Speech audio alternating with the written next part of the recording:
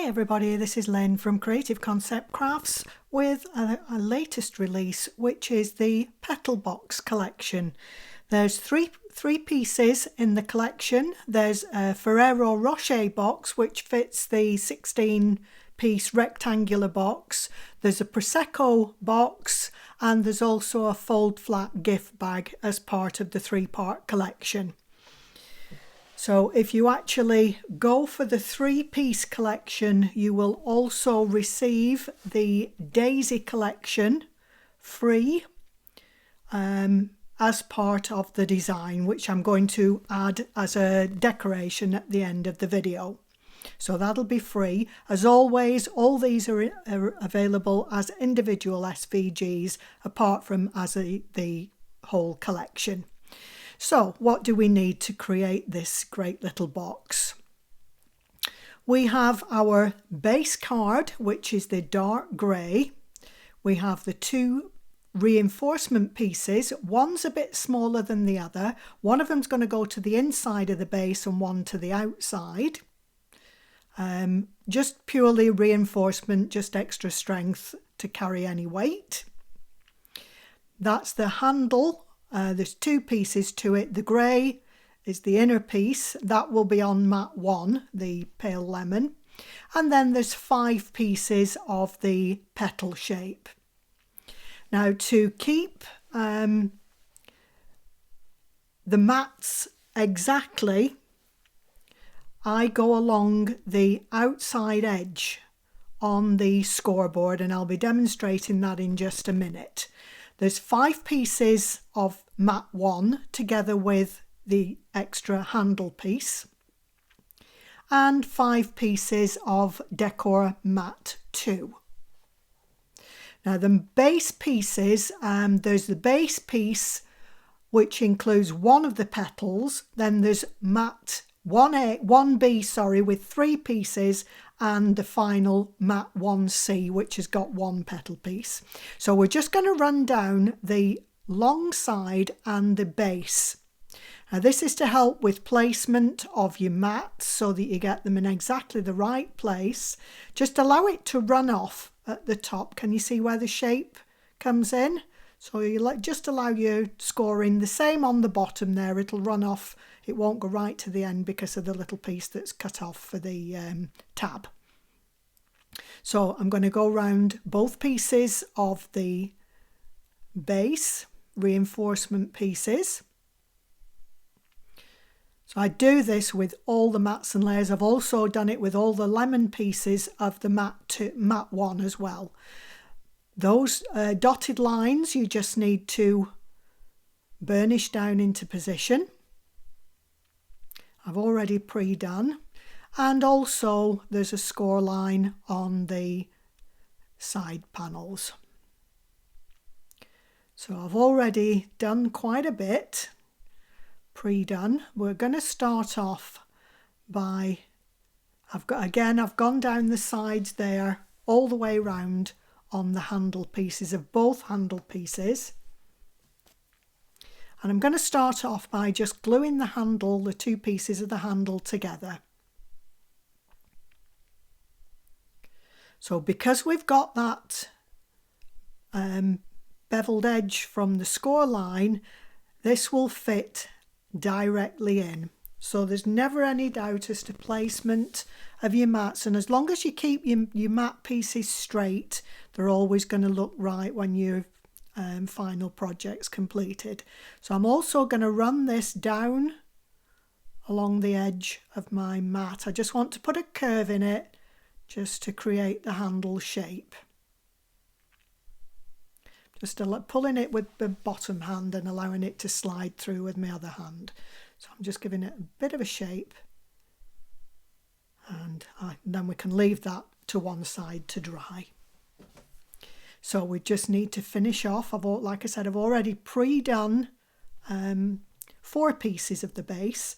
So we're just going to do the 5th one. Obviously, they're all created exactly the same way. Just make sure that you keep the decor panel the same way up. And again, I can follow that beveled edge of the score line to line up that mat. So I think you can see it fits right in, snug into the corners. So burnish that down, and then we can add that to our base layer. Make sure you keep the whole daisy to the same side on all 5 pieces. Doesn't matter which way, but just make sure you keep them all the same way up. And again, burnishing down. And now we can add our final tab, the 5th panel. Line it up from the bottom, and because you've had that edge to follow, all your mats and layers will all run in line, both down at the bottom, at the top and along the sides. So again, I'm flipping to burnish down. So that's, now you'll notice I've also put some shape, and you'll see the daisies are the same way up on each piece. You'll see there's some shape in the top as well. There's 3 pieces going to face one way and 3 another. So we'll go and get into that in just a second. I'm just going to reinforce the base panel. So the smaller piece goes to the inside. And then just turn it over. The larger piece will line up exactly with the dotted line. Make sure you get it the right way up. It won't fit exactly if it's the wrong way round. If it doesn't fit, just turn it round one of the angles until you get the right piece in the right place. So that's ready now to start creating the box. So all we're going to do, can you see there's 3 panels one way and 2 the other? Actually, I've got one of those the wrong way. It should be 3 facing towards the right side, 2 facing to the inside. You'll see me change it in a minute. But what I'm going to do is just curve. Can you see again, sliding with the bone tool between my thumb and the tool to give you the petal shape. Now you'll see I'm going to have to flip one of these over in a second. That's all going to join together. There'll be 2 up at the back and then 3 down at the front. There we go. Just going to alter that. So I'm just curving it in the opposite way. No harm done. It's easily rectified. And then just press them down. I'm not squashing them down flat, but just enough that you get them folding down just like a petal. So 2 up and 3 down. Doesn't matter which, as long as you've got 2 together going one way and 3 the other. Don't burnish that down, just leave it so that it's loose. Okay, so now we're going to add the base. So just glue 1 panel. And then matching up the score line on the base to the edge of where the side panels bend over. So you're matching up the fold line on the sides to the base of the box. And this fits exactly. So as you're gluing, I would locate the outer edge first, the furthest away from where you've attached.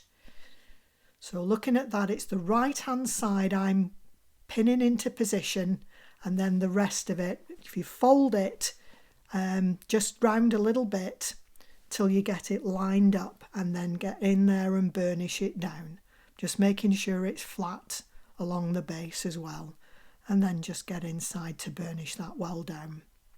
So that's 2 sides in position. Okay, so you continue to do this onto the third side. So just glue the third tab. And I'm sorry, I should have been a little bit further out with the video so you could view the top of this. I apologise, hadn't realised until it was all completed. But you can still see what's happening, I think.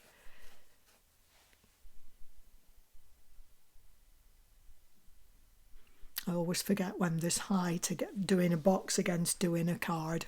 So that's 3 sides in position. So complete the fourth one.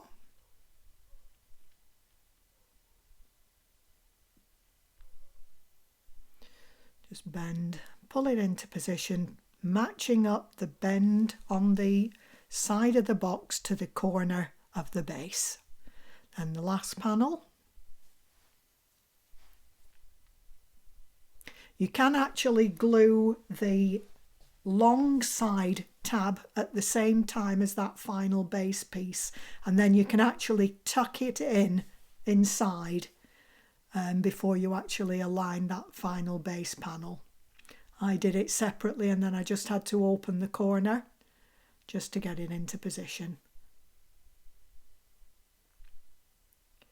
So I'm just having to open it at the base there to just pop that into position. Not wanting to go.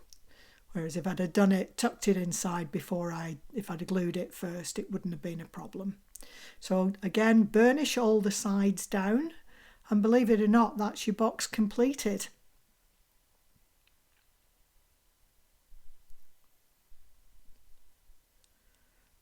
So now the only thing that we've got to do is to add the handles. And I've altered what I did on the box here on the video. I'm adding this handle to the center of those 2 back panels, and I changed my mind and put them to the right hand side. So the one I'm adding it to, turn it until it's at the next junction. So I've just squashed that. That's going to sit right into the fold line. Okay, and I'm using hot glue to attach the handle. I think, can you see there, it's going to sit right in, but I'm going to put it to the next portion to the right of where I'm actually sighting it, and that will go into the center. I had the handle right at the front of the box and I didn't like it when I'd finished, so again, all I had to do was just change the shape, the petal shape at the back. Just turn it round and just bend the other one the opposite way. So again, it's no biggie. If you're not happy with it, just turn it round. It's not fatal, but you'll see in the pictures at the beginning and the end of the video that the handle I changed on the side rather than being back to front. So I've squashed about 1/2 inch of that handle to fit into the corner. But like I said, I've put it into the center of the back panels, and then I decided to change my mind, so I resighted it to the right hand side of where I am, the next quadrant. So just push that into position, just squashing that into position. Can you see? So I'm showing you there between the 2 back pieces, but no, it'll be 1 back and 1 front, 1 side that you'll be sighting it between. And then this goes into the center of the panel opposite your other one, the one you've just added.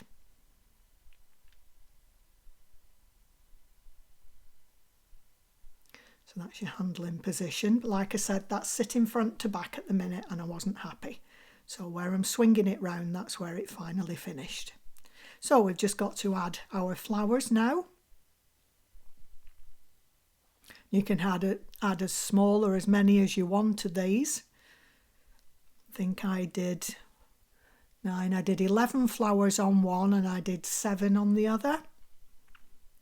So like I said, the Daisy collection is free if you buy the 3-piece collection.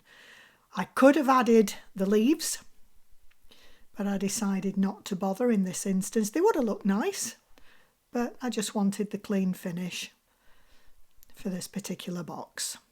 And there's our completed Ferrero Rocher box. The Prosecco box is completed exactly the same way, it's just a slightly different size, and of course it's taller to fit the bottle in. So I hope you enjoy the design. Nice and fun, but it's quite quick and easy to create. It's not a difficult box. Until the next time, bye for now.